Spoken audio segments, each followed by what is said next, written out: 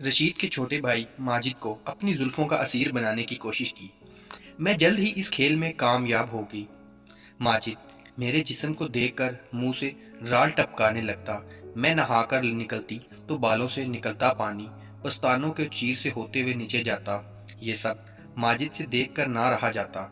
माजिद ने साफ कह दिया, भाई को तो आप पास नहीं आने देती। आपका इतना गर्म जिस्म किस काम का?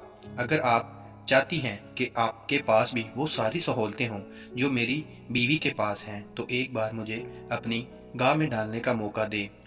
जेल की स्याह जालिम सलाखों में अपना दम घुटता महसूस हो रहा था। अपनों से जुदाई का गम नाकाबिले बर्दाश्त था। वो दिन रात पछतावे के आंसू बहाती, मगर बेसूद।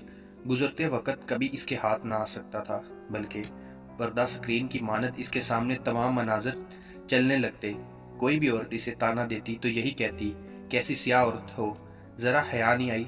वो रोती, चीखती, बिलखती रहती, मगर जेल की ये सलाखें इस दर्दनाक जिंदगी और मौत की जगह बन चुकी थी। वो अपने बाप की इकलौती बेटी थी। माँ बाप बहुत ही गरीब थे। बाप मजदूरी करके जो भी कमाता, इससे दो वक्त की रूखी सूखी खा ली जाती।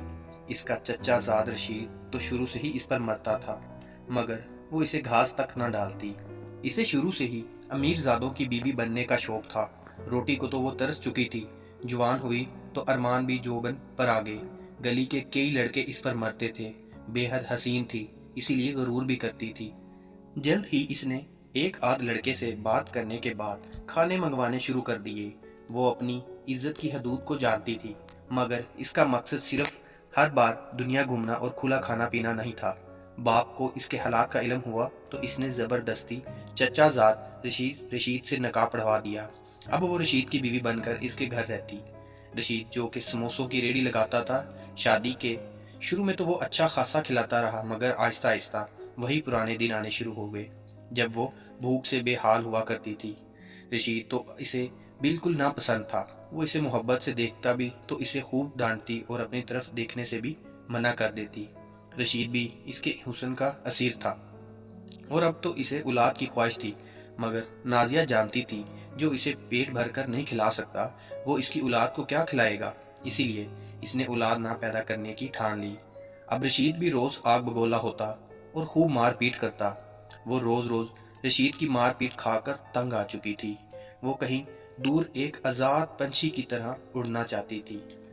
वो इस जुल्म से निजात भी हासिल नहीं कर सकती थी, क्योंकि जानती थी वो वालदान के घर वापस भी नहीं जा सकती, क्योंकि वहाँ फाकों के तूफान मंडला रहे थे। वो खुद से तंग आ गई। कभी कभी दिल करता खुद को ख़त्म कर ले, लेकिन फिर चाह कर भी कुछ ना कर सकती। रशीद का छोटा भाई यानी उसका देवर बशीर, जो शहर की फैक्ट्री में काम करता था, अक्सर इनके घर आता और शहर की बड़ी बड़ी बातें करता।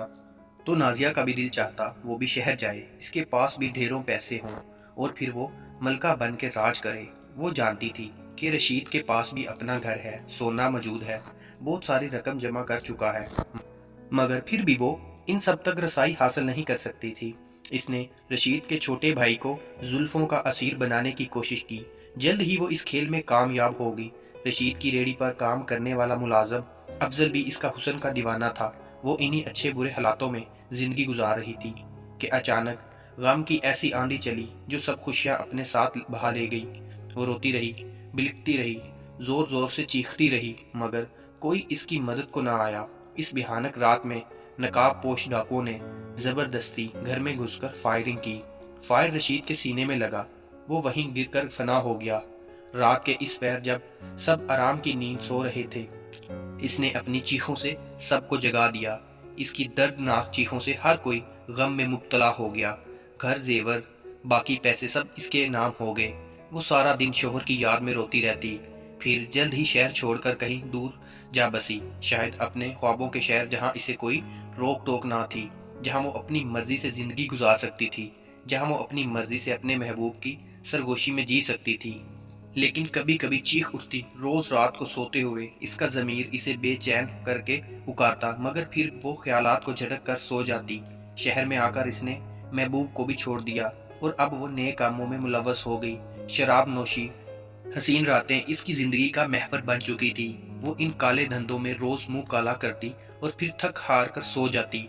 مگر معاشرے کے سامنے وہ ایسی شریف عورت تھی جس کا سہاگ ظالم دیور نے ہی اجاڑ دیا، جو بیچاری شوہر کے غم میں جگہ جگہ دھکے کھا رہی، پھر بلا آخر بڑے شہر جا کر رہائش اختیار کر لی، جہاں فیکٹری میں کام کر کے 2 وقت کی کھا لیتی، مگر حقیقت تو اس کے برعکس تھی۔ وہ اپنی زندگی میں کھل کر جینا چاہتی تھی، وہ سب اقتدار، روایات اور اصولوں کو بھول کر باغی ہو چکی تھی۔ بڑے سے بڑے جرم بھی اس کے لیے معمولی ہو گئے۔ کبھی کبھی گاؤں چکر لگاتی تو وہی معصوم نازیہ بن جاتی، جس کا سب کچھ ایک بھیانک رات میں لٹ گیا تھا۔ پولیس نے اس کے دیور بشیر پر بہت تشدد کیا، پھر بالآخر وہ اسی نتیجے پر پہنچا کہ وہ قاتل نہیں۔ بس اسی دن کے بعد انہوں نے اپنی تفتیش شروع کر دی، اور پھر بالآخر وہ اصلی قاتل ان کی گرفت میں آ ہی گیا۔ ارائیاں کپڑوں میں ملوث مشہور کلب میں ناچتی گاتی نازیہ کو گرفتار کر لیا گیا۔ اسے اپنی گرفتاری پر شدید غصہ تھا۔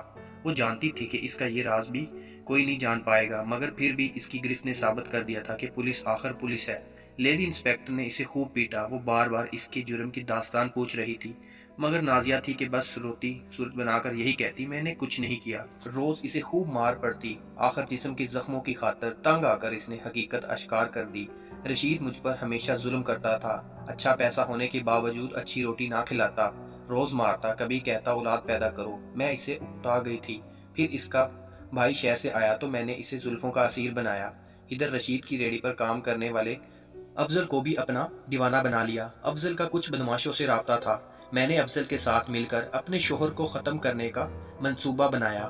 میں جانتی تھی کہ میرا دیور شراب کا عادی ہے، اکثر شراب پی کر ہمارے ہی گھر آ جاتا۔ اس روز بھی اس نے خوب پی رکھی تھی۔ پھر میں نے اسے نیند کی گولیاں کھلا دی اور اپنے منصوبے کو پورا کرنے کو تیار ہو گئی۔ افضل نے چہرے کو نقاب سے ڈھکا، اس کے ساتھ 2 اور لوگ تھے۔ وہ گھر میں داخل ہوئے تو میں نے اچانک شور ڈالا۔